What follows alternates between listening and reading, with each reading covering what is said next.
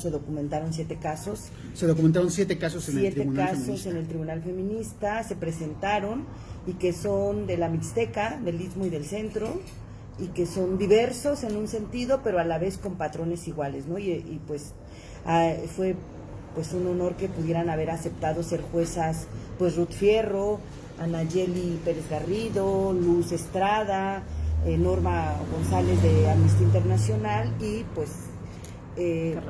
Carla Michel, que también tiene una trayectoria, ¿no? Entonces son compañeras con mucha experiencia probada en litigio, en acompañar, y feministas también, que eso es como súper importante, como la mirada del derecho desde otro lugar, y fue como muy importante para las familias también presentar. La respuesta que hubo tanto en los medios como en la gente también fue muy buena, y que vino posterior a que se instala la antimonumenta, que viene el 25 de noviembre. Entonces creemos que este tribunal fue una acción ciudadana de sanción social al mirar la ineficacia y falta de debida diligencia de acción tanto del Poder Judicial como de la Fiscalía General de Justicia del Estado. Entonces, a grosso modo, por ahí está los trabajos de estos 2 días. Jessica Sánchez Maya, ¿cuál fue el germen de esta idea? O sea, ¿cómo surge? Mira, el germen de esta idea, en junio del 2021, estábamos discutiendo con Irinea Buendía, con Araceli, la mamá de Lesbi, con Soledad Jarquín, la mamá de María del Sol, y decíamos que era demasiado lo que estábamos atestiguando, documentando, viviendo con los casos de feminicidio en Oaxaca. O sea, Consorcio no es que los casos públicos son los únicos que lleva. Consorcio tiene un bagaje de acompañamiento jurídico a violación sexual, a pensión alimenticia y feminicidio. Y el caso de Sol está dentro de los casos de perfil más alto. Y entonces decíamos, hay que hacer algo, o sea, algo donde ya denunciemos todo lo que está sucediendo y que se está quedando en lo privado con el MP, con el juzgador, con el expediente, que nadie sabe, ¿no? Y entonces decíamos, ¿qué hacemos? Algo que sea fuerte, algo que de verdad desnude este caminar tan empedrado, tan espinoso de acceso a la justicia. Y entonces decíamos, si hacemos un tribunal feminista, y dijimos, pues lancemos la propuesta, y dijo Sol, pues va. Y le dijimos, pues ¿qué? ¿Tú lo votas? Dijo, sí, pues en el marco del tema de María del Sol podemos votar la propuesta del tribunal. ¿Votarla dónde, perdón? En un comunicado de prensa, en el posicionamiento, como diciendo, son 3 años de no justicia para Sol, están aquí Irinea, está Araceli, están las del observatorio, y pues creemos que ya toca dar un paso más fuerte que solo la conferencia, ¿no? O que solo el tuit, ¿no? O sea, ya como entrarle a un trabajo más fuerte. Entonces ahí se define, y pues se va masticando, se va pensando de poco a poco, y es en septiembre que empezamos a lanzar la convocatoria, que empezamos un poquito con susto porque decíamos, ¿y será que sí va a haber quienes quieran presentar sus casos, no? Porque, pues justo lo que decían las mamás hoy, o sea, hay quienes en algún momento las amenazan de que sus casos no van a avanzar si dicen algo, ¿no? Claro. O que, por ejemplo, en uno de los casos, que si te damos las copias, nada más ten claro que ya no vas a poder ampliar declaración, ¿no? O, ay, no, porque fíjese que ya lo vamos a detener, y si usted hace algo, ya no lo vamos a detener, ¿no? Entonces hay una serie de argucias del propio Estado, y entonces se trabajó, se fueron a hacer visitas de campo, se conformó un equipo especializado de abogadas, de antropólogas, de acompañamientos terapéuticas también, que pudiesen ir más o menos conteniendo lo que implicaba remover con las familias el caso, ¿no? O sea, hay casos de 8 años, de 9 años, o el haber encontrado un caso de 1 año, pero que decíamos, es el mismo patrón del caso de hace 9 años, ¿no? Entonces, ¿qué es lo que cambia? Pues no hay una continuidad. ¿El mismo patrón de impunidad? De impunidad, de no ejecutar. Por ejemplo, una cosa importante es que hay casos que hay órdenes de aprehensión de 8 años, de 7 años, que no se ejecutan. Y no es que justifiques, pero dices, bueno, se trata del funcionario, se trata de Rubén, se trata de no sé quién. No, es gente de a pie que simplemente no les da la gana de detener, porque no quieren detenerlo, porque los asesinatos de las mujeres no son importantes. Y bueno, y en este caminar, pues empezamos a hacer la lista de las juezas, ¿no? De quiénes podrían ser estas personalidades sensibles, pero con mucha experiencia y capacidad para poder pronunciarse y ser las que recibieran los casos. Y pues afortunadamente, como las fuimos pensando, fueron aceptando, que fue una señal importante también para todos el haber conjuntado feministas del norte, feministas del centro. O sea, Ruth viene de la cuna, por así llamarle, de donde se detonó el feminicidio, de donde se empieza a visorar que algo grave estaba pasando en México, de Chihuahua, y de ahí pues Luz, Anayeli, que han estado litigando casos en el centro, y bueno, y Carla, que también tiene la experiencia de haber sido parte del equipo de Campo Algodonero y que ahora está litigando el caso Digno Ochoa, ¿no? Y pues Ruth pues fue de las que presentó el caso Alvarado. Todas son abogadas, todas abogadas. No, Luz es antropóloga, ¿cierto? Y Norma es responsable de derechos humanos de Amnistía Internacional, pero el perfil justamente era cómo conformar complementarias y que pudieran tener claridad de lo que implica el acompañar el feminicidio, ¿no? O sea, Luz hace una exposición muy buena hoy, que es, o sea, cada una habló desde su experiencia, ¿no? Y entonces creo que eso fue un trabajo muy bueno de ellas, también de haber construido una sentencia de la magnitud que se construyó, y pues hoy se detona, bueno, ayer se detona, ayer se presentaron 4 casos, y pues la verdad es que estamos también sorprendidas del acuerpamiento que tuvo esta iniciativa, porque se involucraron no solamente como los equipos técnicos, sino también ciudadanía, pero también como, por ejemplo, el caso de Fernanda, la hija María de Soledad, que fue como yo quiero aportar desde mi saber, que fue diseño, que fue entonces toda la imagen del tribunal, pues la hace Fernanda, ¿no? Y que fue como, pues éntrale, porque también pensábamos que era como un mecanismo de acción de la indignación que tiene de lo que sucede con la impunidad del caso de su hermana, ¿no? Y Sol, y así, varias personas que nos juntamos alrededor, fuimos como un equipo de 12 personas nucleares que estuvimos tejiendo para llegar al tribunal, y hoy, 30 de noviembre, último día de noviembre, en el marco del 25, pues se tiene una sentencia en Oaxaca importante a nivel nacional. Los medios internacionales también han estado bastante interesados. Hubieron quienes mandaron corresponsales a cubrir el tribunal, entonces ¿Es como un precedente del país? Yo creo que es un precedente súper importante, porque de donde tomamos la idea fue un poco de unos procesos que habían habido en Nicaragua y El Salvador, ¿no? Donde Carla había sido jueza. Tuvimos reuniones, también vale la pena decir, con compañeras de esos países para platicar un poco las experiencias. Ahora sí que dijeran, para ver qué errores no cometer o por dónde podíamos tener algunos atores. Y también hubo un mini tribunal en el encuentro feminista del 2013 en Guadalajara, donde se presentaron algunos casos de periodistas, y este estuvo liderado por, ahorita se me fue el nombre, con una chava que estuvo en el Mecanismo Nacional, y que también ella ayudó con su experiencia a compartirnos algunas cosas, ¿no? Y de ahí tenemos en México el Tribunal de los Pueblos, ¿no? Pero sí, como tribunal feminista en sí mismo, con estas características, es el primero. Esperemos que sea el primero de muchos, y como digo, no quiero lanzarme mucho, pero ya hablábamos y decíamos, pues vamos viendo si hacemos como el gran tribunal nacional en un mediano plazo, ¿no?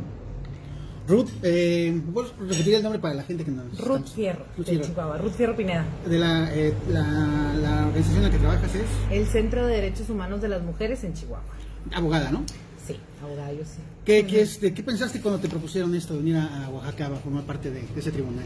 Pues siempre ha sido como muy satisfactorio el compartir trabajo con consorcios, o sea, directamente, bueno, somos parte también del Observatorio Nacional, pero conocer el trabajo, el compromiso de consorcio, pues ¿cómo no? ¿Cómo decirles que no cuando sabemos que todo lo que hacen es así, ¿no? Que va formando precedentes, pero también el amor con el que acompañan y hacen las cosas, a mí me da mucho gusto llevarme también como esa experiencia, ¿no? Entonces me siento muy satisfecha del trabajo que hicimos, pero sobre todo pues muy orgullosa de que me hayan considerado, que la experiencia de las compañeras en el CEDEM se pudiera traer para acá, ahora en mi persona, ¿no? En esta ocasión. En ese sentido, ¿cómo, o sea, fue como que se juntaron al final para dar un dictamen sobre cada caso, o en el momento surgía, o cómo fue la dinámica? Pues la verdad que, como lo dice Jessica, todo estaba súper preparado, entonces antes de escuchar los testimonios directamente nos habían entregado como fichas de los casos. en donde, y acceso a los expedientes, o sea, donde pudimos revisar las situaciones como los rasgos, también así en general, pero las cosas concretas en cada caso. Entonces creo que ya varias traíamos, pues sí, creo que por la experiencia teníamos ya todas la claridad en dónde estaban las omisiones, las fallas, o nos es fácil detectarlas porque las denunciamos constantemente. Y entonces, pues a la hora de escuchar los testimonios, cada quien iba tomando sus notas, y ayer nos poníamos de acuerdo un poco en la estructura, en cómo lo queríamos presentar, y pues había por supuesto un acuerdo total de cuáles eran las cosas que queríamos posicionar, dónde estaban las principales fallas, y así fue como surgió la sentencia. O sea, en la primera parte nos parecía importante retomar esto que dice Jessica, como mecanismos como estos, alternativos a una justicia que a veces se antoja muy difícil de alcanzar por parte de las familias en estos contextos de impunidad. La importancia de ejercicios como estos nos pareció importante retomarlos y decir a quienes habíamos escuchado, cuánto tiempo, además de los 7 casos. Creo que es importante, además de los 7 casos de feminicidio que conocimos, se presentaron en la jornada del día de ayer 2 casos de Entonces, mujeres. ¿fueron 9 en total? Fueron 9, pero estos 2 que se presentaron ayer, en la jornada de ayer, no eran de feminicidio, eran casos sí de violencia contra mujeres, uno de violencia sexual, otro de violencia familiar, con los 2 creo con riesgo feminicida. Y se tuvo la oportunidad de conocer estos casos, obviamente no con la profundidad de los otros, porque como te digo, al otro tuvimos acceso incluso a los expedientes, pero sirvieron también estos casos precisamente para corroborar ese contexto, ¿no? Corroborar ese contexto de inacción, de impunidad, de colusión, de incapacidad del Estado para hacerlo. Entonces ayer escuchamos todos los que habíamos escuchado la primera jornada de casos, teníamos muy claro que dónde estaban como los principales retos, y así empezamos a plasmarlo y a dividirlo, y finalmente pues llegamos aportamos ahí también en la parte de la reparación, y pues así fue como se llegó a esta sentencia, además hecha en tiempo récord, pero era tan contundente. O sea, lo que a mí me llama la atención es que tampoco no es que estuviéramos hablando de omisiones o irregularidades que estuvieran muy veladas y que entonces habría que buscarle mucho a ver dónde estaba la falla, sino que hay tal contundencia que fue fácil realmente el poder plasmarlo en una sentencia. Algo que nos puedas decir sobre estos 7 casos, bueno, no sé si detallar cada uno, pero por ahí danos unas pistas. Bueno, no sé si sea posible hacerlo también, creo. Sí, bueno, pues precisamente creo que parte del ejercicio es eso, ¿no? El hacerlo público, el que alcance a denunciarse públicamente cuál es la realidad de las mujeres en el acceso a la justicia en Oaxaca, que además también desafortunadamente decir, pues sabemos que es una situación generalizada en el país, no es que ninguna mujer en México tenga fácil este camino de acceso a la justicia, pero es cierto que pues hay lugares como Oaxaca que enfrenta unos retos particulares que sí tienen que ser denunciados y por supuesto atendidos, ¿no? Pues los 7 casos, más bien tú dime si le entramos o no a los casos, no sé, brevemente. Están públicos, no, yo digo por más bien como por el tiempo o demás, pero básicamente cuento el caso de Dafne. El caso de Dafne es un caso donde su novio, su pareja, bueno, ya expareja, la asesina, también como en muchos casos apuñalada precisamente porque se resiste a volver con ella. Hay testigos presenciales, él se autoinflige para alegar legítima defensa, pero esta lesión que se ocasiona la hace en frente de policías, de los mismos policías municipales que lo detienen prácticamente en flagrancia. Y entonces en este caso, aunque existe actualmente una condena, también, bueno, y que se evidenciaron también una serie de omisiones y de cuestiones que se vieron durante el proceso, pero este caso es el único de los casos que tiene una sentencia. Y sin embargo, pues precisamente producto de algunas omisiones, como de el uso que se le da a veces a recursos jurídicos, el caso se ordenó en la última decisión reponer una parte del procedimiento que puede derivar en una sentencia distinta, o si no en una sentencia distinta, lo que va a hacer, o sea, si es en el mismo sentido y se confirma la condena, de todas formas esto va a abrir la posibilidad de que otra vez se pueda como hay una nueva sentencia, se puede apelar otra vez y luego otra vez ampararse, ¿no? Entonces el camino es impresionantemente largo y desgastante para las familias, aún en estos casos donde desde el primer momento detienen al homicida, ¿no? Y donde en estos hay testigos presenciales y donde enfrente de la propia autoridad se lesiona. Incluso en esos casos el camino, el trayecto hacia la justicia es increíblemente largo, además de frustrante, ¿no? O sea, con esos argucios legales, ¿hay la posibilidad de que el asesino de Dafne salga en libertad? Pues yo confío en que no, o sea, confío en que la evidencia está ahí, es contundente, pero sí a veces las omisiones cometidas tanto por la Fiscalía como a veces por el Poder Judicial, pues sí pueden poner en riesgo el caso. Digo, yo quiero pensar que no, porque insisto que la evidencia que hay es muy contundente.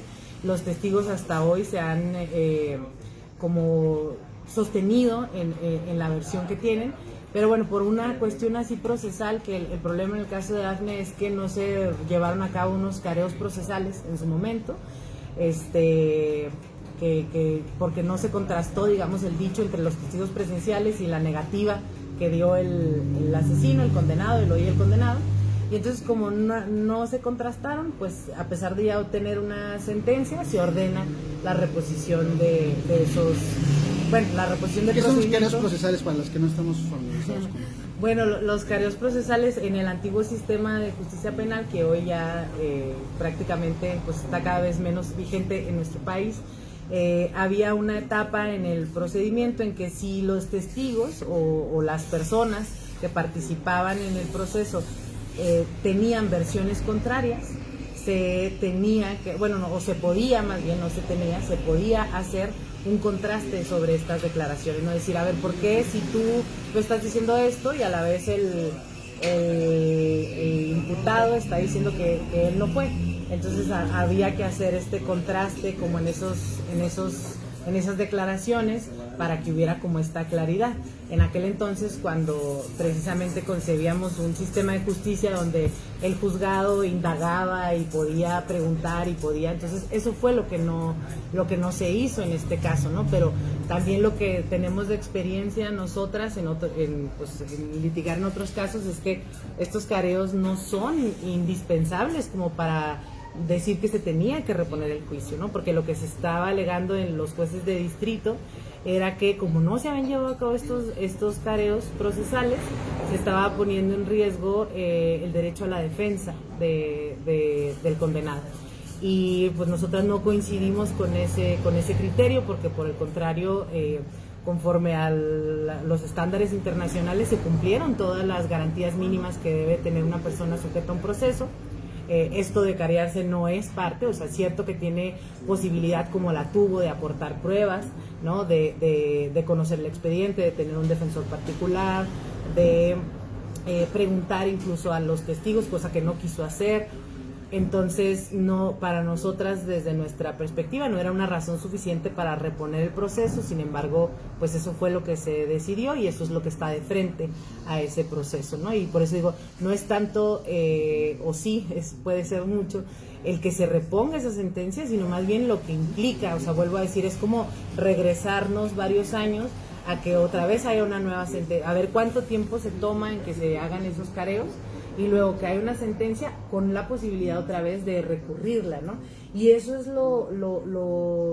pues, ¿cómo decir? Como lo dramático de estos casos, que es lo que yo me pongo a pensar, y lo decía ayer alguien que entrevistaba y decía, si en estos casos, donde, como lo decía ahorita, hay testigos presenciales, lo detienen inmediatamente, ¿no? Los policías se sostienen en sus versiones, cosas que no siempre pasan, si en estos casos el camino para las familias, para acceder a la justicia, es tan agreste, es tan complicado, ¿qué podemos esperar de los casos donde no se dan en comunidades más apartadas, donde quizás no hay testigos, donde a lo mejor la policía, como en muchos casos, no se sostiene por temor o por influyentismo en su dicho? Entonces, eso es lo preocupante, que si en estos casos donde queda es tan evidente, es tan explícito las cosas, como que da cuenta de los que no están en esas condiciones, ¿no? Bueno, ese es el caso de Dafne, no sé si... ¿Otro caso quieras comentar? Sí, no, o sea, otro caso muy fuerte fue el caso de Melissa, que ese caso lo conocimos en el marco de la convocatoria y que fue con vinculación con Marea Verde Tlaxiaco, bueno, la Mixteca, y a la chica la mata su pareja, pero resulta que la señora no conocía el expediente, no sabía nada de información del expediente. Nunca se lo facilitaron. Nunca se lo facilitaron. Y nos fue que nosotras tuvimos que buscar ahí conocidas con las que tenemos unas redes de apoyo en la Mixteca para que pudieran, así hicimos el escrito, la señora firmó el escrito, pedimos las copias, tal, se analizó el expediente y hasta que nosotras tuvimos el expediente, la señora se enteró de la forma en que murió su hija y fue traumático para ella porque no le habían dicho nada. Y eso nos parece tan grave de un ministerio público que no mira a las víctimas con el derecho a la verdad, que no mira a las víctimas como sujetas de derecho de explicarles, de decirles, y que te decía, pasó en el caso de Soledad y pasa en la Mixteca con las señoras que son de la comunidad, que está a 3 horas de donde está el Ministerio Público, y fue muy fuerte porque decíamos, el caso de Dafne, que es el caso más antiguo, junto con el de Ivonne, tienen prácticamente 9 años, ¿no? Y te cuentan el relato y es escuchar el relato de la mamá de Melissa que la acaban de matar el año pasado y dices, entonces, ¿qué pasa? Que el sistema de procuración y administración de justicia no está entendiendo por qué existe tipo penal, por qué hay órdenes de protección, por qué es necesario y urgente que despidan a quienes no hacen su trabajo, porque también tienen incrustadas ahí cantidad de mafias que no están haciendo el trabajo. ¿Mafias corruptas o mafias corruptas, mafias misóginas, mafias a las que no les interesa propiamente la justicia? Y como para tener un trabajo, pues te buscas de otra cosa y no estás afectando el derecho a la justicia que tienen las víctimas. Entonces, para nosotros, todos los casos son muy fuertes, pero donde la señora está a 3 horas de distancia del Ministerio Público y que las pocas veces que podía ir, le decían, estamos haciendo nuestro trabajo, pero si por ahí usted ve al asesino, nos avisa, ¿no? Y es una burla absoluta, ¿no? Entonces, para mí el caso de Melissa es un caso súper fuerte. ¿El asesino nunca fue agarrado? No lo han detenido, y es ¿saben quién es? ¿Saben quién es? ¿Saben dónde vive? Es su pareja, digamos. Pero el tema es que la familia lo conoce, la comunidad lo conoce, y luego resulta que quién es la víctima directa en un sentido, pues es la mamá. En una mirada misógina y patriarcal, el agente estatal de investigación busca al tío, pues porque es hombre, ¿no? Y entonces la información se la da al tío cuando al tío no le interesa el caso, pues no es su hija, ¿no? Digo, podrá estar muy empático en ciertas cosas, pero a la mamá no le da sentido de interlocución. Y para acabar de variar, cuando entregan las copias, porque ella tuvo que ir, ella firma, autoriza y todo, pero tiene que firmar la diligencia, le dicen, solo le decimos que ya con las copias entregadas, ya usted no puede ampliar declaración, ¿eh? Y ¿Eso qué significa? Sí, claro. Eso, significa que no puede, ¿qué significa que no ampliar la declaración? Sí, ya no se va a mover, porque ya vas a perjudicar tu expediente. Y luego en el caso de que Paula, es mentira porque sí puede, no, ¿no? claro que sí puede. Legalmente lo puede claro hacer. Que lo puede hacer, pero lo que te digo es, no les informan, pero luego les tergiversan la información. Y ahí es donde inhiben la acción de las familias. Entonces, pues si el MP me dijo que no, pues no. Si dice que no me mueva para acá, y es lo que le decían a la mamá de Ivonne, es que ya casi lo vamos a agarrar, usted no dé conferencia, no denuncie, no haga nada, y valió pa' pura sombrilla. ¿Cuál es el caso de Ivonne que mencionas? El caso de Ivonne es el caso de la hija de la señora que desapareció llegando a la iglesia, ¿no? Entonces desaparece 2 días y después aparece pues en estado de descomposición por ETLA y de inmediatamente la familia empieza a percibir que algo tenía que ver el novio se cubre las manos, ¿no? Porque traía rasguños, la chava estaba sin uñas y se suponía que había habido legítima defensa y bueno, la familia detiene al chavo y le dicen, él fue. Y entonces el Ministerio Público ahí como puede se acomoda y empieza a indagar, pero pues, obvio, promueven recursos legales, la familia le invierte mucha lana y la familia le pide a la mamá que guarde silencio, ¿no? Y tuvo muchos abogados particulares. La familia del novio. La familia del novio. Y la señora tuvo abogados particulares y pues con mucho dinero, porque también es cierto que los abogados que toman algún caso para litigar cobran las perlas de la Virgen, así como aquellos que litigan a la defensa de los feminicidas cobran muchísimo, ¿no? No sé si recuerdas, por ejemplo, en el caso de Dafne, cuando el abogado interpuso el amparo alegando inconstitucionalidad del tipo penal, diciendo que era un tipo inconstitucional porque no era grave matar a las mujeres y que era más grave matar a los padres, ¿no? Y entonces, digo, afortunadamente el Poder Judicial ahí le dijo, pues claro que no, el tipo penal es constitucional y pues que siga. Y luego sacó la campaña de desprestigio de que Dafne tenía parejas, que porque se andaba en concursos de belleza, y entonces casi como de, por su comportamiento, pues está bien que la hayan matado. Entonces también el tipo penal en ese tiempo nos permitió justamente ver la misoginia de la defensa, ¿no? Y bueno, en el caso, regresando al caso de Ivonne, ¿hace cuánto estudió el de Ivonne? El de Ivonne fue en el 2003, también fue en junio del 2003, el de Dafne fue en abril del 2003, que no sé si recuerdas que en ese tiempo fueron así, como 5 casos en una semana, y que se le armó a Gabino la movilización de madres, y que desde Gabino tienen promesa de justicia tanto Zoila como Elvira. Zoila es la mamá de Dafne. Sobre la mamá de Dafne, o sea, hoy decía la mamá de Ivonne, Elvira, van pasando 4 fiscales. 4 fiscales que nos dicen que aguardemos, y nada más no detienen al feminicida, ¿no? Y ellas denuncian también como colusión y corrupción de tráfico de influencias de las familias de los agresores también, ¿no? Entonces creo que eso es una cosa muy fuerte que platicábamos anoche, que estábamos ahí con las juezas y decían, es que es muy fuerte cómo el poder político se mete en el tejido judicial autónomo y entonces corrompe el acceso a la justicia, ¿no? Y eso es fuertísimo, porque entonces si eres amigo, compadre, a lo que sea de alguien que esté metido en el Poder Judicial, tal pareciera que entonces es súper frágil y que no tiene una contundencia de acción objetiva. Y el caso de Ivonne, efectivamente, el novio está prófugo, nadie sabe dónde está. Desde el 2013. Y nadie sabe dónde está, ¿no? Como en el caso de Kedma, que no sé si quieras contarlo. Sí, ese que bueno, está también. el caso de Kedma también es como Kedma Ramírez Torres es paradigmático en muchas cosas. Pues así es como emblemático en muchos sentidos, ¿no? Kedma tenía 35 años, ella tenía una pareja, un concubino mayor que ella, como 27 años, un maestro jubilado. Había vivido un contexto de violencia familiar, de control, de celos, etcétera. Incluso, bueno, pues ella, para no entrar porque pudiéramos entrar en muchísimas minucias de los casos, pero luego no acabamos. Pero el caso es que cuando finalmente ella decide también poner fin a ese ciclo de violencia, lo que hace como en vías de preparación para dejarlo a él va e interpone una demanda por pensión alimenticia para una hija que tenían en común.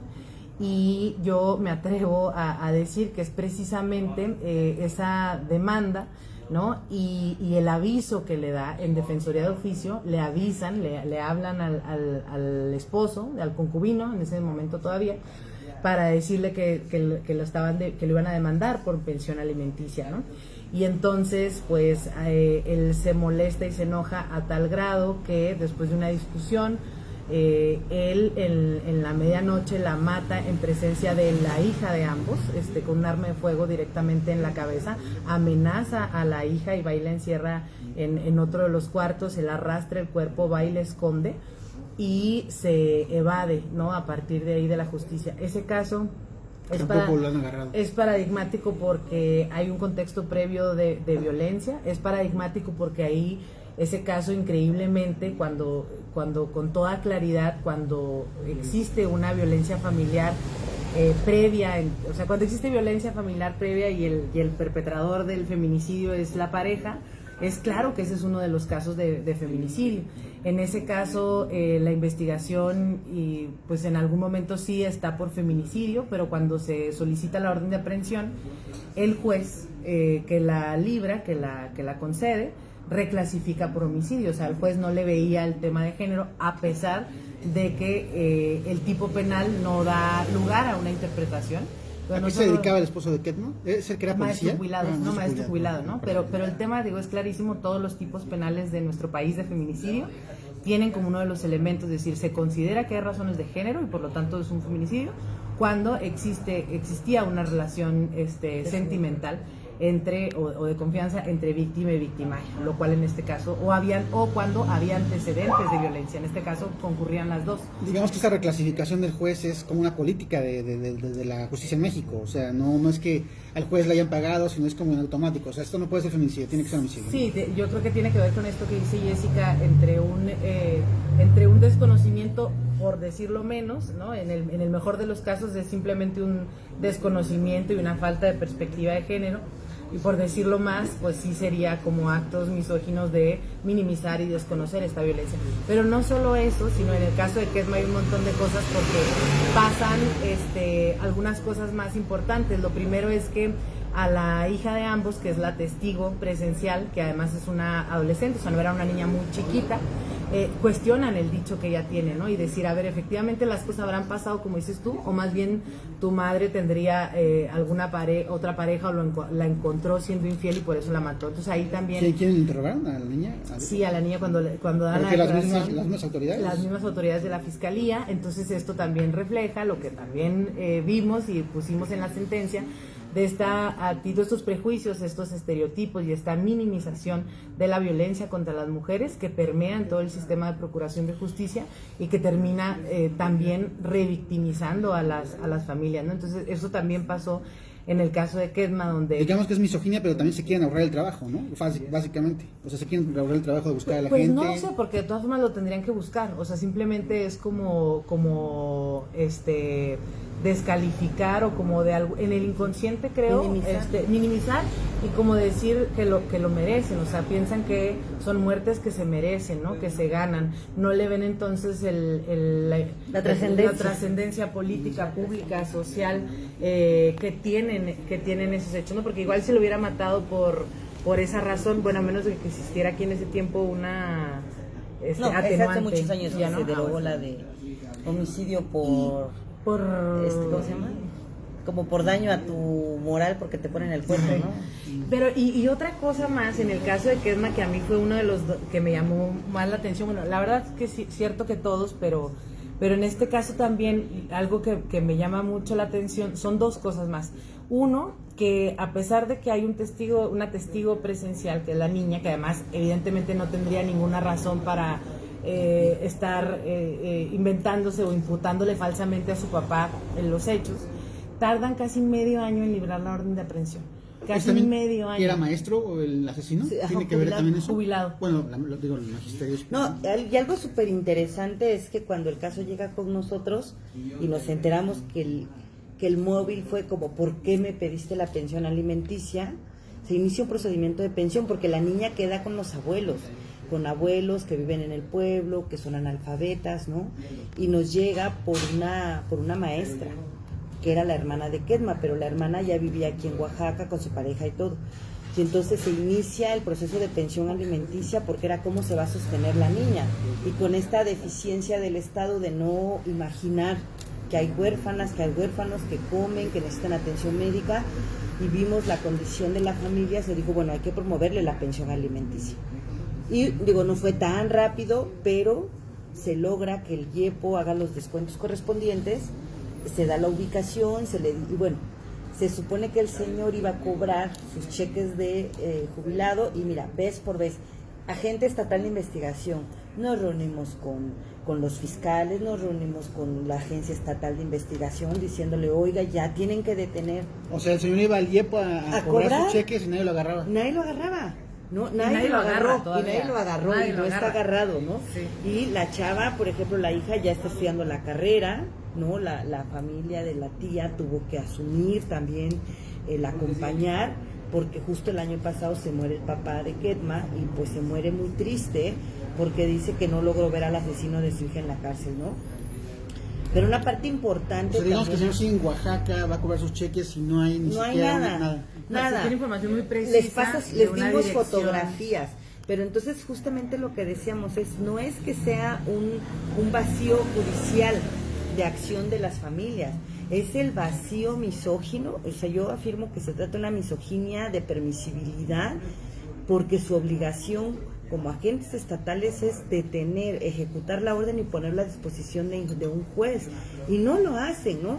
Y este individuo es un individuo cualquiera, pues, ¿no? Y entonces resulta que no lo detienen y sigue impune, y que justamente los rumores que había en el pueblo de Ketma era como, pues mira, la verdad es que puede uno matar a las esposas y no pasa nada.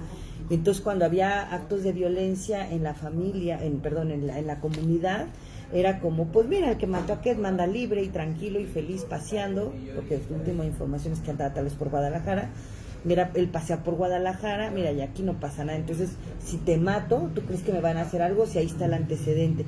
Y es donde decimos justamente, esa impunidad es así en blanco y negro, genera permisibilidad, genera complicidad, porque entonces las pueden matar y no pasa nada, y se pasean enfrente de la policía, no sé si por un chesco, no sé si por una torta, o de plano son los fajos de billetes, o qué es lo que sucede, que no ejecutan las órdenes de aprehensión de casos tan obvios, tan evidentes, que están documentados, porque son casos que efectivamente, digo, no tiene la orden por feminicidio, pero ya déjalo de perdis, pues, por homicidio, pero que lo agarren, ¿no? Pero ni eso. Entonces, sí, el caso de Ketma nos deja muchísimo mal sabor de boca, porque son muchos años, y ¿Hace cuánto fue el asunto? Ese fue en el 2004, ¿no? Ese fue en el 2004 también. Entonces sí creo que es como todo un proceso. Y la niña tendría que unos 13 años. Entonces ya tenía una claridad, ¿no? Y luego el relato de cómo la tira, cómo la esconde, cómo la arrastra, cómo limpia la casa, porque pues sí se ensangretó la casa con los balazos, y la niñita estuvo encerrada varios días en lo que el tipo se escapó, ¿no? Y ya cuando la familia dijo, no han venido, no sabemos, entonces ya fue que la niña les dice, pues pasó esto y esto, van a desenterrar, ya llaman a la autoridad, bla, bla, bla, ¿no? Pero sí, son situaciones hasta que de novela o de película, que piensas que no suceden, pero suceden, y suceden en Oaxaca, ¿no? Y creo que algo importante que destacar es que hubo promesas de Gavino, que hubo promesas de Murat con las familias, y que... De Alejandro Murat. Y que simplemente no pasa nada, les pidió un mes, ¿no? O sea, Elvira decía, en el 2007 nos dijo, denme un mes, 2017, denme un mes, y en un mes yo les entrego a los asesinos. Pues ya va a acabar el sexenio y no entregó ningún asesino. Un quinto caso, llevamos 4, un quinto caso. Sí, bueno, está el caso de Lisbeth Jiménez Cámara. Ella fue asesinada en abril del 2018, tenía 19 años de edad, también como el mismo patrón de venir de una pareja donde había estado sufriendo diferentes tipos de violencia, al menos física y psicológica y de control. Y este caso tiene la parte interesante en que ella la encuentran supuestamente que se había suicidado, ¿no? Así empieza la carpeta de investigación frente a un supuesto hallazgo por suicidio. Y pues aquí, como en otros casos, la Fiscalía ha hecho muchas cosas mal, de tal forma que el principal obstáculo está precisamente en la Fiscalía. Desde que existe el protocolo homologado para la investigación del feminicidio, es deber de las autoridades investigar todas las muertes de mujeres, investigarlas primero como feminicidio, más en los casos del suicidio, porque hemos tenido en el país casos precisamente paradigmáticos donde no es raro ver que los feminicidas buscan aparentar sus crímenes como un suicidio, ¿no? Para evadir la justicia. Entonces, a pesar de ya existir estas disposiciones legales que obligan a los órganos de procuración de justicia a llevar estas investigaciones hasta descartar el feminicidio, o sea, abrir la carpeta e investigar todo como si fuera un feminicidio, y solo si se acredita fehacientemente que no lo fue, entonces puede reclasificar, pero acá lo hicieron al revés a pesar de existir. Dicen que es un suicidio y la Fiscalía simplemente dice, bueno, pues así es, no hay nada que investigar. Y no solo eso, sino que no procesan no recaban, como para decirlo en términos más claro, no documentan cómo fue el hallazgo del cuerpo, no documentan testimonios sobre las personas que tuvieron conocimiento de los hechos o pudieron haberlo tenido, pierden evidencia. La señora sabe que se desaparecieron las primeras declaraciones que dieron algunos testigos, y entonces el caso lo condenan a que permanezca en esta situación de impunidad donde no se han realizado las diligencias, no se pudieron realizar, algunas ya no podrán ser realizadas, las diligencias más básicas para esclarecer este homicidio. O sea, incluso nos decía ahora, cuando se expuso el caso, la mamá de Lisbeth, que ni siquiera había fotografías suficientes, que había 3 fotografías de la necropsia, ¿no? De la inspección médica que se hizo al cuerpo, que más bien ella cuando llega y por fin ve el cuerpo en la funeraria y ve que su hija tiene como algunas lesiones evidentes previas y ve que en algunas partes está quemada y ve también como diferentes rasgos, dice, esto no suena a un suicidio, y entonces ellos, la familia, manda llamar a una médica, ¿verdad? ¿Cierto que era una mujer? Para que tome fotografías, ¿no? Y entonces hoy en día la mayoría de las fotografías que obran el expediente sobre el cuerpo, las condiciones en cómo quedó el cuerpo de Lisbeth, son las que aportó la familia con sus propios medios y con las limitaciones de hacerlo en esas condiciones ya en la funeraria, ¿no? Entonces este caso, les digo, y aparte, digo, ya ha habido varios casos en México y existen precedentes judiciales donde precisamente se da cuenta de eso, de que no es común no es tampoco frecuente, pues, que quieran aparentar suicidio cuando lo que se ha cometido es un feminicidio, ¿no? En este caso, pues hasta ahí vamos, ni siquiera se ha logrado que se siga esta investigación seria, exhaustiva para acreditar que lo que pasó no fue un suicidio, ¿no? Pero no sé si judicialmente sigue tipificado como suicidio, perdón. Así es, o sea, totalmente. Y que lo que ustedes pidieron fue justamente que se reabra la carpeta y se enderece, digo, con las limitaciones que implica, pero justamente decir, por favor, toda muerte violenta de mujer tiene que abrirse como feminicidio. No lo hagas previo, porque lo que han hecho es como feminicidio, homicidio, y es nada más así como ojo de buen cubero, pero realmente el protocolo, la misma reforma estatal de la Ley de Acceso a las Mujeres a una Vida Libre de Violencia dice, toda muerte, el fiscal tiene la obligación de iniciar las carpetas como feminicidio. Y de veras, o sea, no entendemos por qué no lo hacen, porque ahí abres un bagaje de investigación que te va a permitir concluir y decir, no es feminicidio. Pero si de entrada ya no lo haces, ya cortas absolutamente, porque efectivamente dices, es suicidio, pues ya no haces una buena necropsia, ya no haces buenas fotografías, ya no haces una descripción correcta del espacio, ya no tienes un acordonamiento, ya no tienes evidencia, y pues obvio que eso se queda impune, ¿no? Y la señora decía, o sea, después yo ya pude rescatar información de los vecinos, si andaba moreteada, no la dejaba salir, ¿vivía con su pareja y su pareja reportó el suicidio? Sí. Y su pareja reportó el suicidio. Y nunca hubo sospecha sobre él de que él era... fue muy parecida a la de Mariana Buendía, ¿no? Uh-huh. Que se suicidó y que ha sido bien curioso que las mamás se han dado cuenta por los rasguñones en la mano. Uh-huh. No, porque en el caso de Lesbi fue igual. La mamá cuando le ve el rasguñón, el caso de Ivonne, la mamá le ve el rasguñón, sí. Y acá lo que dicen es la familia, los conocidos, pues es que había mucha violencia, no la dejaba salir, y aparte también hay una cosa importante, sin ir más a profundidad, de estas como de estas relaciones que se hacen, porque ella se había ido como pues también a trabajar con el tipo, pues, ¿no? Que es como gente que muy chiquita se va, el señor de la casa la enamora y entonces ya se quedan emparejados y al final del día se va ejerciendo muchísima violencia, muchísimo control. Era mayor que ella. Era mayor que ella y recuérdame si a ella es a la que matan enfrente de los hijos, esa fue, sí, no, esa es Paula. Esa es Melissa. Melissa es la que matan enfrente de los hijos. Oye, yo quiero contar el caso para que tú cuentes el de María del Sol, porque me parece que el contexto de Oaxaca y que ustedes han llevado el caso sería mucho más rico que lo que no, sobre este caso. Entonces, no, o sea, no es para recapitular de Leslie.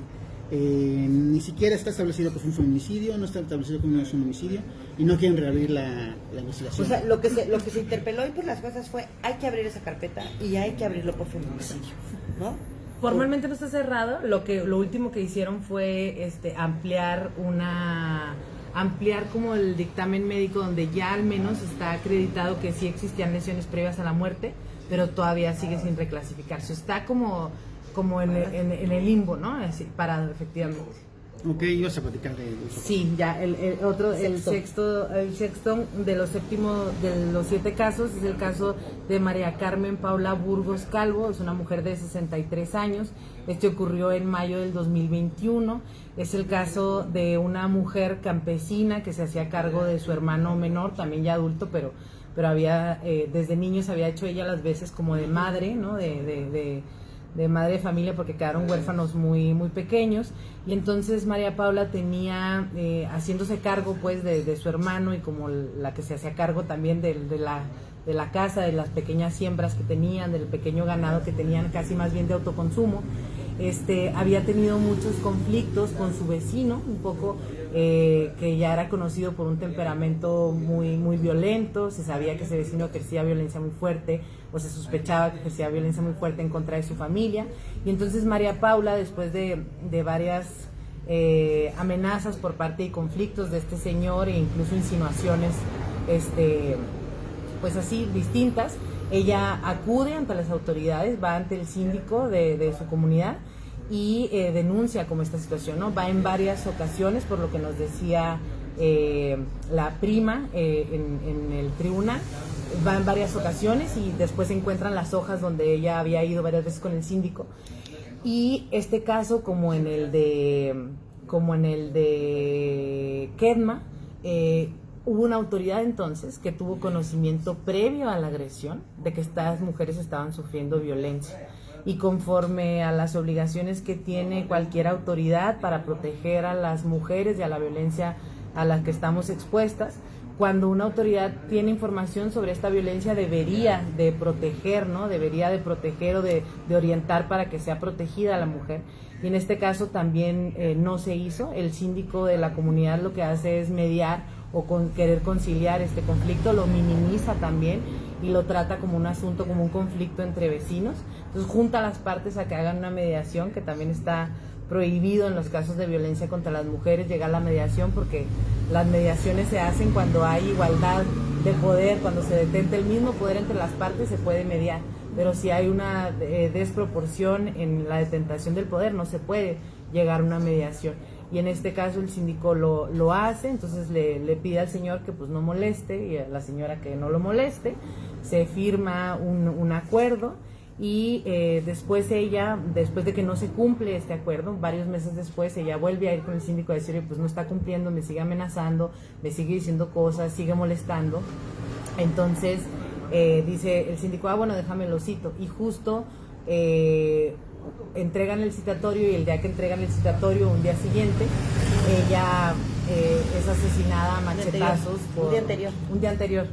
Es asesinada a machetazos por él. Cuando llega el hermano a la casa, él lo alcanza a ver al vecino asesinándola, y desde ese momento también sale corriendo, y hasta el día de hoy ese caso sí se investigó por feminicidio desde un inicio. O sea, cabe decir ahí también cuando sí se investigó desde un inicio como feminicidio, se vio el componente de género desde el inicio. Se dictó rápido la orden de aprehensión, pero a la fecha, al igual que en otros casos, pues sigue sin ejecutarse. Y no solo sin ejecutarse, porque pues podría ser, como le decía ahorita Jessica, que si efectivamente los agresores tienen los recursos o el poder para evadirse, bueno, pues el Estado no está obligado a lo imposible, pero en este caso el problema no es en sí mismo que no se hayan ejecutado las órdenes de aprehensión, sino el problema es que no se ha hecho ningún esfuerzo serio, real, que dé cuenta de que los quieren realmente detener. Depositan en las familias esa responsabilidad, como le decía ahorita. Díganos cuando lo vean, díganos dónde anden, consigan información de dónde puede estar. Y creo que por lo que decía Jessica, completamente coincidiendo, es decir, les parece que los delitos contra las mujeres no importan tanto, y además en decir, bueno, pues ya se murió, o sea, ya también para qué tanta insistencia, y piensan cuando en realidad los delitos que importan y a los que hay que perseguir, con quien hay que invertir esfuerzos, pues son los que van en contra de los delitos patrimoniales, o los que van contra los que cometen delitos en contra de la gente que tiene dinero, ¿no? Entonces es el caso de María Paula del Carmen Burgos. Y entonces el asesino sigue libre y no, bueno, ¿se la ha visto o algo? ¿O lo quieren agarrar o no? Pues igual se tiene como información, rumores de que ha regresado a veces a la comunidad, porque también es una comunidad donde se conocen todos. pero pues no ha habido, vuelvo a decir, como información de que la fiscalía esté seriamente tras de él. Y que creo que es importante decir que, aunque no es un caso antiguo como el de Daf o como el de Ivonne, también se optó por aceptarlo, porque también vimos que coloca como el decirle a las autoridades municipales, ojo, pongan atención cuando lleguen los casos de violencia contra las mujeres, porque por una torpeza o por una postura de minimizar se puede ir la vida de una mujer, ¿no? Porque ahí realmente fue lo que pasó. La mujer pues va con la autoridad municipal, le dice, oye, está pasando esto, está sucediendo esto, y en lugar de asumir una actitud de protección hacia la mujer, pues lo que dice es como, bueno, ya vénganse a platicar, y que, digo, no me quiero meter en otras honduras, pero sí creo que es como revisar esas prácticas de llevarlo a la mediación, o las prácticas de decir que no es grave, porque ahí efectivamente si la autoridad hubiera tomado la medida idónea de protección, de decir vamos a hacer rondines, vamos a hablar con el hombre o vamos a aplicar una sanción, seguramente ella estuviera viva, pero el problema fue que no lo miraron importante, que le dan largas y que justo la matan un día anterior, y que tiene lógica en un tema de, así como fue en el de que, pues me vas a pedir la pensión, pues te mato, ¿no? Y aquí es, me vas a llevar con las autoridades, pues ahorita ajustamos antes de llegar con las autoridades, ¿no? Y entonces sí hay un nivel de exceso de poder y de abuso que intenta callar, que las mujeres no se quejen, no digan, ¿no? Y que creo que se trate de violencia familiar o se trate de violencia en la comunidad, cuando las mujeres lo denuncian, pareciera que es un detonante de mayor agresividad, ¿no? Porque las matan. Entonces creo que eso es importante, como el llamado que se hizo también a las autoridades municipales cuando conocen de estos casos, que no los desdeñen, que no los minimicen y que más bien emitan medidas de protección. Y se toca contar el otro caso. Bueno, yo cuento en dudas la conclusión, pero ese es más conocido, es el que ha estado, el caso de María del Sol, ¿no? Que si recuerdas, hace una semana Fiscalía General de Justicia del Estado hace un desistimiento de la acción de cara a, pues al haber hecho una revisión más precisa. Estaba en puerta la audiencia ya en la que se iban a desahogar las pruebas para efecto de que se procediera posteriormente a una sentencia, pero pues Fiscalía lo que le informa a Soledad pues es, no hay manera de sostener.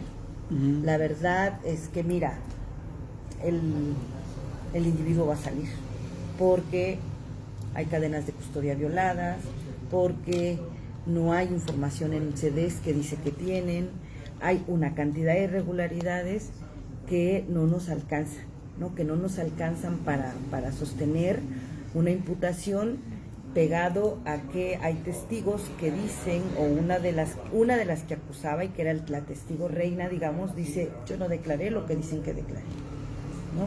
Y entonces frente a eso, pues efectivamente ya era insostenible el trabajo, pues si es que le podemos llamar trabajo, al desaseo que hizo Rubén Vasconcelos en el expediente de Soledad, ¿no? Con todo un andamiaje, y eso me pareció también que hay que destacar de la sentencia, que habla como de esa cadena de mando, ese andamiaje de acción, de complicidad, porque no es solamente como la orden del jefe, ¿no? Sino el Ministerio Público, el perito, el que no embaló bien, el que no puso la custodia idónea, ¿no? Documentos originales que no están, pero que sí estaban, ¿no? Entonces, si sucede eso, hay mucho que cuestionarle al sistema de procuración de justicia, ¿no? Y entonces Fiscalía lo que hace es, pues eso, decir, no hay manera y no podemos acusar, nos tenemos que retractar de la acusación de Fiscalía, ¿no? Y pues se evidencia algo que desde hacía mucho rato se estaba denunciando, que había cosas muy extrañas, que se le ocultaba información, porque algunos de los reclamos que le hicimos al vicefiscal, porque bueno, Rubén jamás aceptó una reunión con Sol que yo estuviera, entonces a lo más que yo pude llegar de interlocución fue con el vicefiscal cuando la Embajada de Canadá pidió la reunión. ¿Cuál es el nombre del vicefiscal? El vicefiscal era Magno, ¿no? Y Alejandro era otro de los que estaba ya a cargo del caso, y se negaban y decían que no se acreditaba feminicidio, y les preguntábamos, a ver, pero ¿cuáles son las líneas de investigación que tienen? Y todo el tiempo estamos trabajando, pero pues realmente lo que quedó claro es que estaban trabajando para desvirtuar todo, ¿no? Entonces, ahí fue muy lamentable porque a pesar de que habían reuniones preparatorias y se quedaba como en una estrategia, al siguiente día Fiscalía, cuando llegaban las audiencias, se hacía otra cosa. O sea, nada más como anécdota, en una de las audiencias ya justo un poquito antes de la pandemia, se llega y la defensa dice, oiga, es que Fiscalía no me ha entregado las pruebas, porque ahora con el nuevo sistema, pues tú Fiscalía le entregas así el paquete de pruebas a la defensa y la defensa los tiene que estudiar y luego ya llegan a la audiencia. Entonces, el día anterior fue como si la defensa va a alegar sobre las pruebas, y cuando la defensa llega y dice, a ver, pues es que Fiscalía no me ha entregado las pruebas, y entonces el juez le dice a Fiscalía, oiga, pero es que ya tiene algunos requerimientos, ¿por qué no ha cumplido los requerimientos si no le ha entregado las pruebas? Y le dice, ¿cuándo se las entrega? Pues en 3 meses. Y fue así como, ¿cómo que en 3 meses? Si la justicia tiene que ser pronto y expedita, y si ya las tienes, Claro. pues allí. Entonces, cuando Sol hace uso de la palabra y la abogada, dicen, exhortamos a Fiscalía para que en este momento destape las pruebas y se las entregue. No, es que no hay elementos, no tenemos la memoria, es mucho el archivo, entonces mejor ponga una fecha, pero póngamela de 3 meses porque tengo mucho trabajo, ¿no? Cosas como esa son las que pasan en los juzgados, que es lo que por eso decíamos del tribunal. ¿Quién se entera? Solo las que estamos. Y en este caso Sol, pues que tiene un trabajo de pues ser una periodista, ser periodista de investigación, que le da un poco de más tablas para poder denunciar, pero muchas familias no lo hacen, ¿no? Entonces, cosas como esa, que estaban ahí y que desde siempre decíamos, pero ¿por qué no te dan el carácter de víctima con claridad? Y era un reclamo que hacíamos permanente. ¿Por qué no le informan? ¿Por qué no le dicen?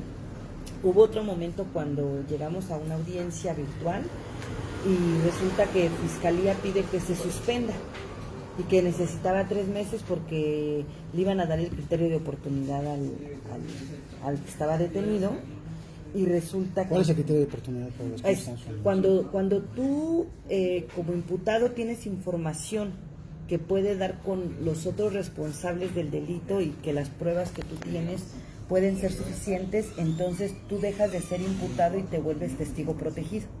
Y entonces el señor pidió el criterio de oportunidad y valoramos que sí se puede dar, pero para hacer eso, Fiscalía primero tenía que habernos dicho a las víctimas y a los asesores. Resulta que ya había hablado con el papá de Pamela, resulta que ya había hablado con el esposo del chavo asesinado, y a nosotros no nos habían dicho nada.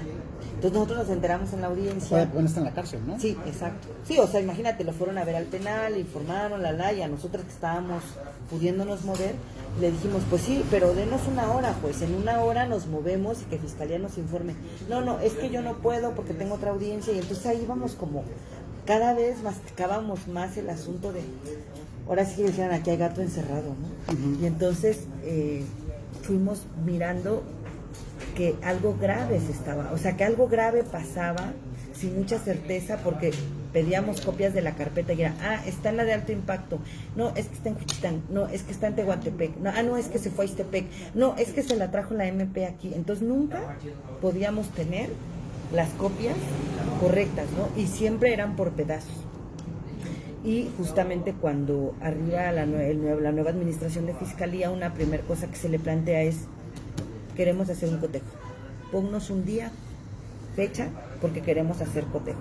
Y efectivamente el equipo jurídico se va a Fiscalía y empieza hoja por hoja a decir, yo tengo esto, no está, yo tengo esto no está, yo tengo esto, y entonces empezamos a tener claridad por qué se nos negaba el expediente, y claridad de que cuando nos plantea Fiscalía de que ya no puede sostener acusación, Entonces digamos que vaciaron el expediente. Digamos que vaciaron o no hicieron, o generaron un andamiaje de impunidad absolutamente, con todo el dolo y la mala fe, ¿no? Y un maltrato. O sea, porque yo sí puedo decir que lo que yo pude ver en las audiencias fue un maltrato por parte de Fiscalía Soledad, ¿no? Y negar la información permanentemente fue la constante, ¿no? Y que pues lamentablemente, aunque se había denunciado, hoy la propia Fiscalía dice lo que se venía diciendo. hay corrupción, hay protección, hay complicidad. Entonces el caso de Sol o de María del Sol lo que nos pone en la mesa es esta protección que existe de impunidad también a los feminicidas, y aquí es mucho más terrible porque aquí ni siquiera se puede, el riesgo que teníamos es que probablemente ni siquiera se podía imputar a futuro a nadie más, ¿no? Ok, Lalo, ¿cómo ves hasta ahorita lo que nos han narrado las invitadas? Bueno, pues creo que son historias de terror, ¿no? Muy frustrante y muy indignante lo que pasa en estos casos, pero creo que tristemente es una regla general.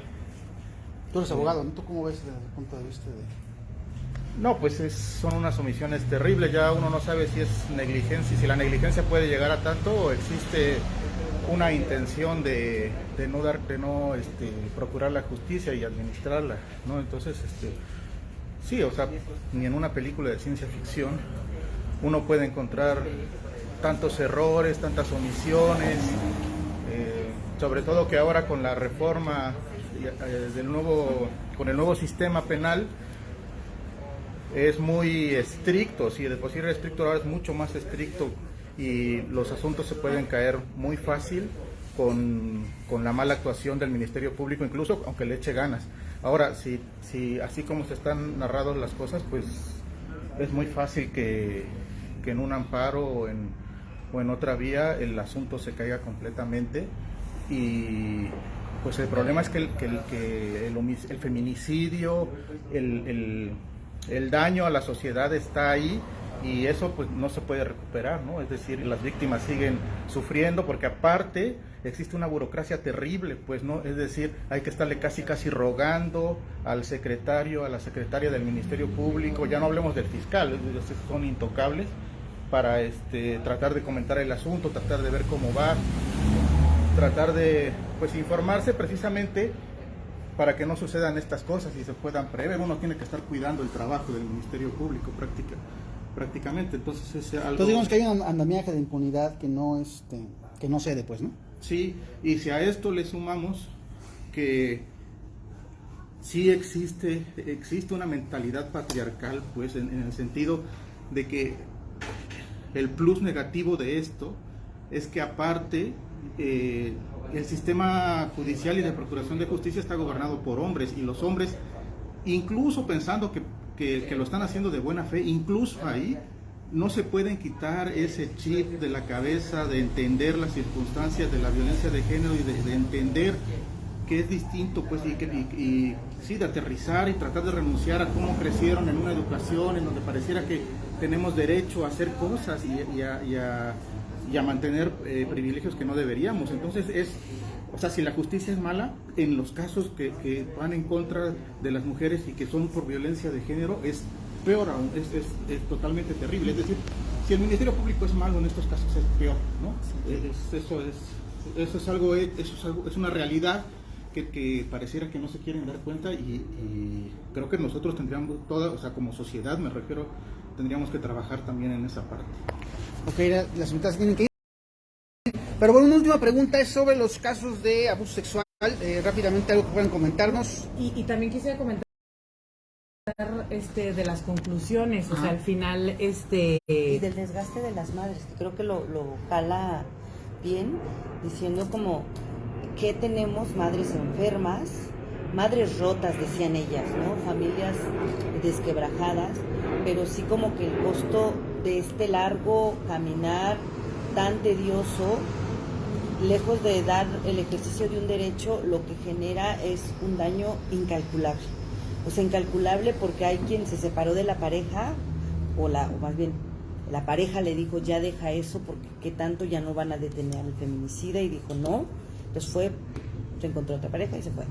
Otras que las han corrido del trabajo porque faltan mucho, porque tienen que andar en diligencias, ¿no? Otros que los nietos, por ejemplo, no los ven porque se los quedó la familia del feminicida, ¿no? Otros como enfermas de la presión, ¿no? Entonces tenemos también un impacto muy fuerte, que ya hablábamos un poco del impacto social, de permisibilidad y complicidad en cierto momento, pero tenemos también todas esas madres, hermanas, de las mujeres víctimas de feminicidio terminan siendo súper afectadas, y eso es un daño que no va a reparar el Estado, y que el daño es menor si el Estado sancionara de manera inmediata a los feminicidas, pero sí creo que para nosotros un tema de preocupación es eso, y más porque acompañamos, o sea, cada vez se van enfermando más, y se van enfermando de tristeza, se van enfermando de frustración, se van enfermando de decepción, ¿no? Porque se sienten también burladas, ¿no? El hecho de que les digan, ya se cayó el expediente, el hecho de que les digan, no se ejecutó, van 8 años, pero te prometemos que ahora sí, entonces también se sienten burladas y se sienten totalmente desvaloradas como sujetas de derecho. Entonces yo quiero dejar un poco también eso, porque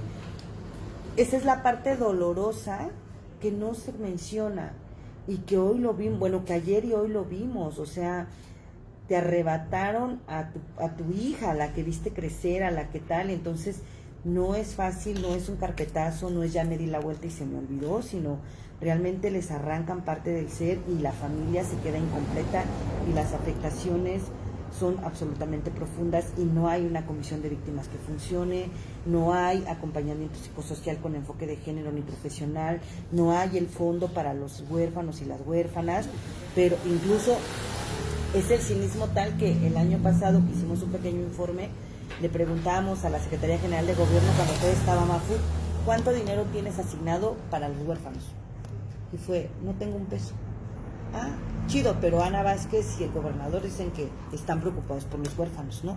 Entonces yo creo que ahí también hay una gran asignatura pendiente, que es qué se va a hacer con todo ese tejido de las y los huérfanos del feminicidio.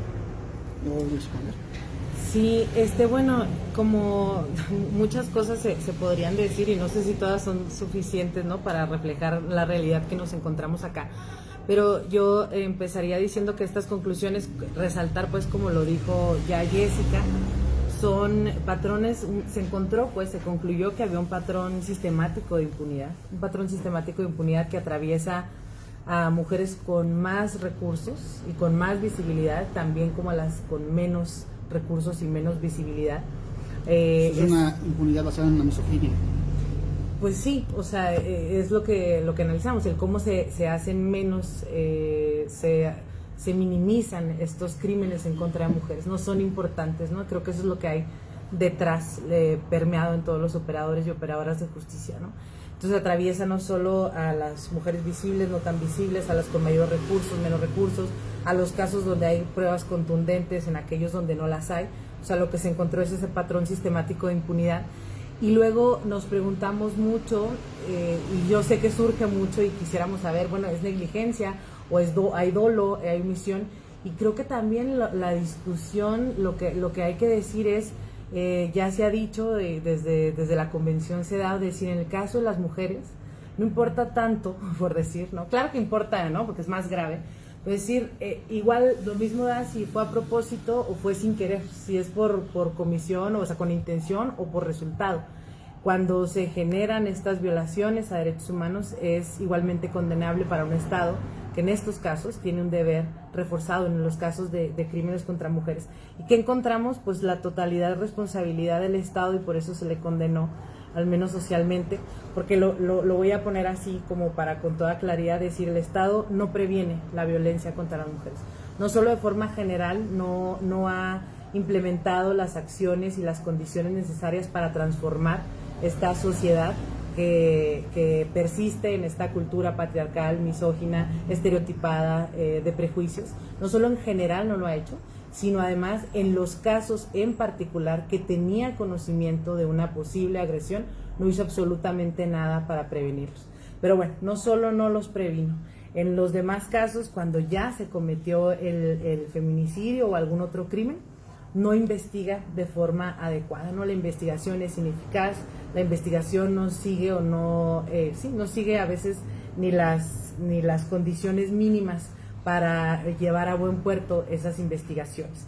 Pero bueno, cuando se sortea también ese obstáculo, y algunas veces de alguna forma los casos llegan a ser judicializados, es decir, logran superar muchos obstáculos, muchos retos, y por fin parece estar más cerca la justicia porque llegan de alguna forma frente a jueces o juezas. De nueva cuenta ahí se encuentran con graves omisiones, con influyentismo, con tráfico de influencias, con que se responde a presiones políticas, y otra vez nos encontramos con los casos ahí estancados. Entonces no previene, pero además no investiga, pero además cuando se sortea y se llega ante los jueces no sanciona adecuadamente o impiden que sancionen. Y no solo eso, sino que no se hacen cargo, como bien lo decía Jessica, de todos los impactos invisibles y visibles, múltiples y a diferentes niveles, individual, familiar e incluso comunitario, que terminan trastocando la vida de estas familias. Y esto quiere decir que, si bien es cierto, en muchos casos, a lo mejor mucha gente que nos pudiera estar escuchando dirá, bueno, o antes, ¿no? La concepción era, bueno, es que son crímenes que se dan entre una pareja, un matrimonio, parece que es algo del ámbito privado, donde dices tú, ¿por qué el Estado va a tener tanta responsabilidad? Pero acá decimos es cierto, ¿no? Por eso digo, lo primero fue no previno, pero no solo no previno, al final la actuación del Estado es la que termina haciendo que se actualicen más violaciones a derechos humanos, porque la falta de acceso a la justicia, la revictimización, el no reparar, el no proteger, el no asistir, el no apoyar las consecuencias, el estigmatizar a las víctimas, termina siendo a veces las violaciones más hondas, ¿no? Por el tiempo, por la persistencia, por la gravedad. Entonces, el Estado es clara y contundentemente responsable de eso, y la conclusión, por supuesto, fue que esto que acabo de describir, pues es contrario, totalmente contrario a lo que México, de forma ya incuestionable, está obligado a cumplir, ¿no? Porque así lo establecen leyes locales, ¿no? Y tratados internacionales, leyes nacionales. Y eso es lo grave, ¿no? También decíamos, a ver, no es que a Oaxaca le falte, como a México, no es que nos falten leyes, no es que les falten protocolos, no es que falten quizás hasta cursos, ¿no? Me imagino que si una saca cuántos cursos se han implementado en la Fiscalía sobre perspectiva de género, seguramente podrán dar cuentas muy alegres. Porque Sin embargo, la brecha son el discurso de la Secretaría de la Mujer y todos, o sea, que hacen cursos, pero no reditúan. Lo que ¿no? decía Nubia, ¿no? Tengo los cafetes de mi agresor tomando cursos de la Convención y Prevención de Violencia, ¿no? Sí, entonces eso, ¿no? La brecha donde, por eso, cuando tenemos un marco jurídico que ya reconoce sus derechos, pero tenemos estas realidades como la que acabamos de describir, quiere decir que el asidero está en quienes implementan ese sistema, en el no querer o en el no poder o en el lo que sea, porque vuelvo a decir, lo importante acá es, algunos a lo mejor sin querer, en el mejor de los casos, otros queriendo a propósito, pero el punto es que no se garantizan derechos de las mujeres en este estado como tampoco en este país, y coincido totalmente. O sea, aquí la impunidad es del Estado, digamos, ¿no? Totalmente. Rápidamente, ya se tienen que ir, pero rápidamente los casos de abuso sexual, los dos casos que me comentaron, ¿algo puedan comentar? Pues mira, en el tribunal se abrió un capítulo justamente como pensando que probablemente podían llegar algunas personas que no se hubiesen inscrito por la temática, pero abrir. Entonces ayer en la tarde se recibe la denuncia de Claudia, ¿no? Justamente donde coloca la agresión sexual del papá de 3 niñas, y papá sanguíneo, pues no es que es la pareja y el papá, y que pues totalmente hay una impunidad. Esto que voy a decir es muy fuerte, porque tanto Claudia como Nubia, los dos víctimas y Nubia, o sea, Claudia con las hijas que fueron abusadas sexualmente, bueno, violadas por el papá, y el caso de Nubia, del arrebato que le hace el juez, quitándole su hijito, y con todo el montón de litigio y toda la denuncia que hizo de tráfico de influencias del juez. Pero la parte fuerte ha sido como que las abogadas de PAIMEF le pidieron dinero. Otras ¿Qué es PAIMEF? PAIMEF es un programa que tiene la Secretaría de la Mujer para orientación y atención a mujeres, y que tiene la vertiente psicológica y jurídica. Y entonces una de ellas lo que denuncia es que alguna le pidió dinero, y otra que no es que Consorcio sea el ombligo del mundo, pero que le decían que no llegara a Consorcio. ¿no? Que no llegara a consorcio, porque cuando ella empezó a mirar que primero muy entronas y que luego de repente ya no la atendían, que ya le daban largas, entonces de repente alguien Esto en la Secretaría de la Mujer. ahí en la Secretaría, y que justamente algo que dijeron y que a nosotros nos dejó muy sorprendidas justamente fue el también cómo inhiben a las víctimas de la denuncia. Yo creo que eso no se vale, ¿no? Porque de por sí vienen denunciando a personajes importantes y resulta que la instancia que en un dado caso se atribuyó la atención a víctimas que no le tocaba, pero bueno, se la atribuyó porque ya la Secretaría tiene otro mandato, pero lo está haciendo, pero no se vale que inhiban la acción de denuncia de las víctimas. Y segundo, ¿cómo la inhiben? O sea, diciéndoles que no denuncien, diciéndoles que no vayan con la sociedad civil, o en este caso de una de ellas que dijo pues que le pidieron dinero porque se tenían que mover, ¿no? U otras como de, ¿sabes qué? Es que ya está muy difícil y ya le hablaron a la jefa. Entonces cosas como esa que creo que no se vale, o sea, se atiende violencia y se asume con responsabilidad, o mejor no simulas, porque si no entonces también estás simulando la atención e inhibiendo. Y decíamos, pues claro, siempre lamentablemente a consorcio llegan una vez que ya fueron a dar la vuelta, y lamentablemente quienes están para hacerlo no lo están cumpliendo. Y lo que decía Ruth, sí es importante que el Centro de Justicia, que esas instancias que están haciendo orientación, de verdad lo hagan bien, porque el problema es que el tiempo que se pierde para las víctimas en ese hacer, definitivamente ahí se juega la efectividad o no de la integración de las denuncias, de las demandas, ¿no? Y también todo el tema de la acción más activa que debe tomar el Ministerio Público en los asuntos familiares. Entonces, tanto el caso de Claudia como el de Nubia nos dejan preocupadas y nos dejan sobre la mesa un pendiente, que es qué está pasando en el Poder Judicial o qué está pasando con los tráficos de influencias ya en asuntos también como de violación sexual, que Claudia lo que el decía, padre de esas tres niñas no ha sido detenido, igual la hay tiene una orden de aprehensión en demandada, su o sea, el contra. tema es las mujeres acompañan a denunciar o denuncian y resulta que luego las denunciadas son ellas, ¿no? Pero, o sea, hay una orden de presión en su contra, lo están buscando, ¿no? Está entablado, porque el tema es que, o sea, que ahorita el punto de lo que Nubia planteaba era el que intentar recuperar a su hijo, ¿no? La violencia que el hijo está viviendo. O en el caso del padre violador de las tres niñas. Y en el caso violador de las niñas, pues lo que no, está... ahí todavía se ha impedido incluso que se integre la investigación. Exacto. O sea, ya ha tenido obstáculos para decir, oye, ¿por qué no giras la orden? Justo si ya tienes estos testimonios, si ya tienes estos exámenes periciales, pero como él sigue proporcionando prueba y como ejerciendo una defensa, entonces Pues al poder, parecer al parecer entonces el Ministerio Público ha considerado que todavía no tiene los elementos suficientes para girar o solicitar la orden de aprehensión, ¿no? Entonces yo también van como 1000 veces que digo último, pero sí quería como dos cosas que a mí me llamaron o me contrastaron, digamos, con la experiencia en Chihuahua, que sí me parece importante. Como decía ahorita el compañero, la impunidad es una cosa común en nuestro país. En el tema de las mujeres, por supuesto, también siempre es más común todavía. O sea, estos son como lugares comunes, pero algo que me llamó la atención de Oaxaca es, uno, el tema del Poder Judicial. O sea, realmente aquí es muy ostensible el cómo influye también como uno de los principales obstáculos.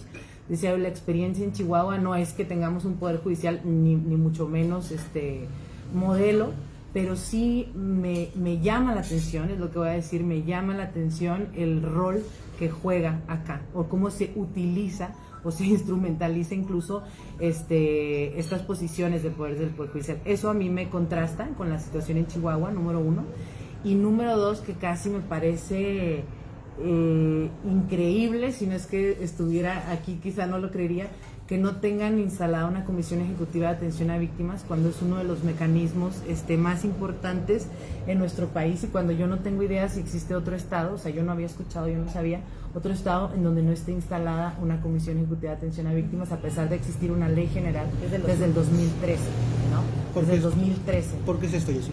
Pues mira, pasa porque una comisión a víctimas significa presupuesto, y pues el presupuesto no sabemos dónde está, ¿no? En Oaxaca nadie sabe dónde está el presupuesto, a dónde se ha ido el dinero. Segundo, porque se trabó también la designación del titular de la comisión, porque de nueva cuenta el gobernador ya quería imponer a su candidato, ¿no?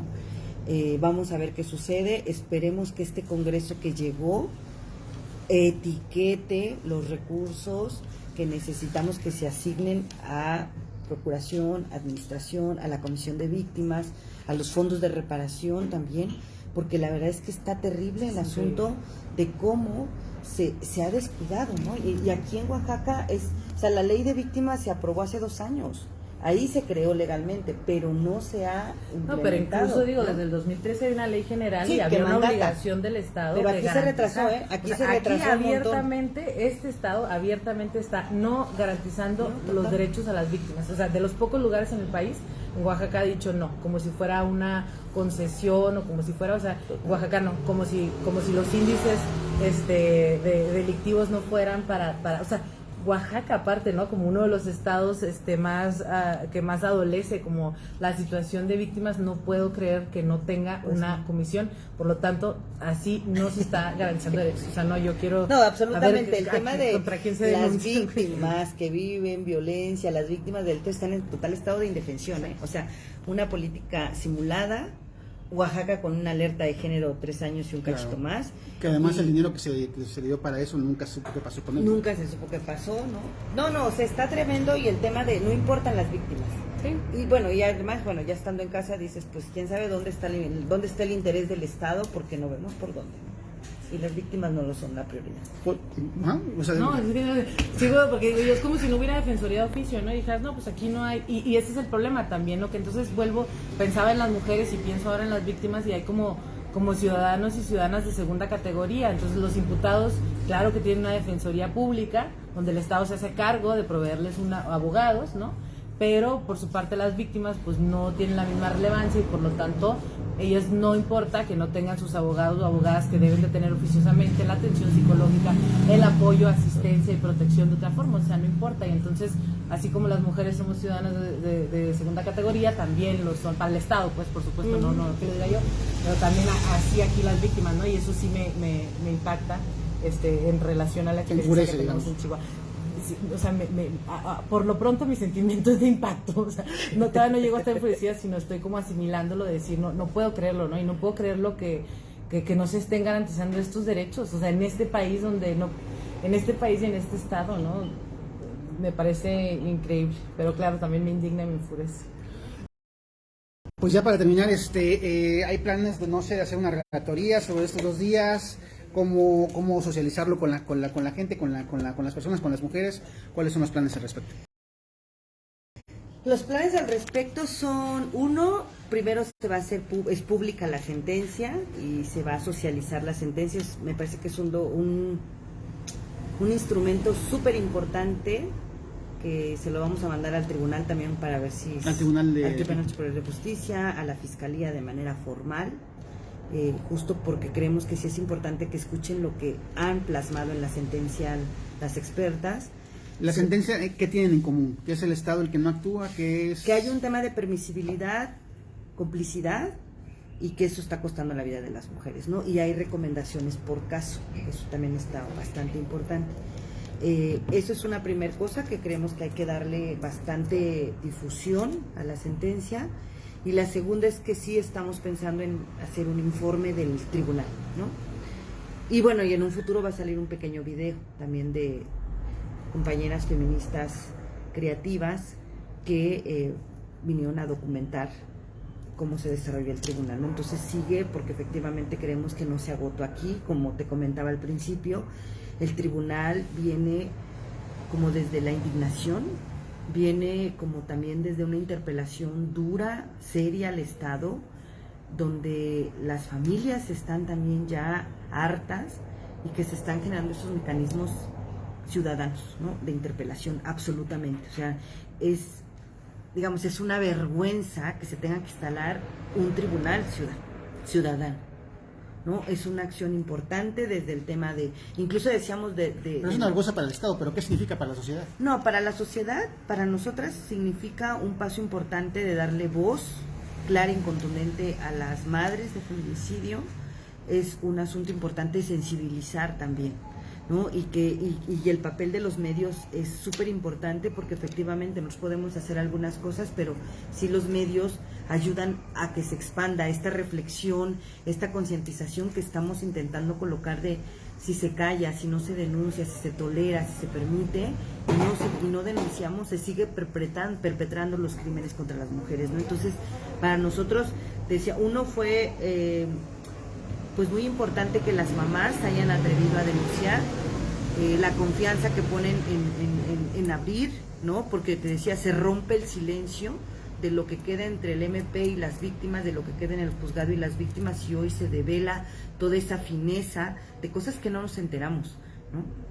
Y eso creo que es importante porque se rompe el silencio y se evidencia y nos permite hacer una exigencia de tienes que cambiar. Y no es porque lo diga yo, sino es porque estás afectando todo esto, porque estás generando impunidad, ¿no? Entonces creo que eso es de las cosas para nosotros más importantes que se destacan y que esperemos, justo ayer lo decía en algún medio, que tanto Fiscalía como Tribunal asuman con sensibilidad lo que se les está colocando en la mesa y lo tomen como algo serio, ¿no? Que no es un desdén, que no es una pose, sino que realmente es una problemática grave y que la impunidad está generando permisibilidad, y por eso Oaxaca en menos de 5 años tiene 575 feminicidios. Pues muy bien, ¿algo más que quieran agregar? Bueno, pues, muchas gracias por estar aquí, muchas gracias a Ruth, muchas gracias a Jessica. Nos parece aquí en Liga Revueltas que por eso también estamos interesados en esta reunión, que es un gran precedente a nivel nacional, que es un asunto, pues eso, no más allá, por supuesto que los gobiernos deben tener vergüenza sobre esto. La sociedad está consciente de que estas cosas se están haciendo y que pues se tienen que integrar a este tipo de dinámicas, ¿no? Gracias a Huguet Cuevas, que estuvo detrás, tras bambalinas. Gracias por vernos, hasta luego.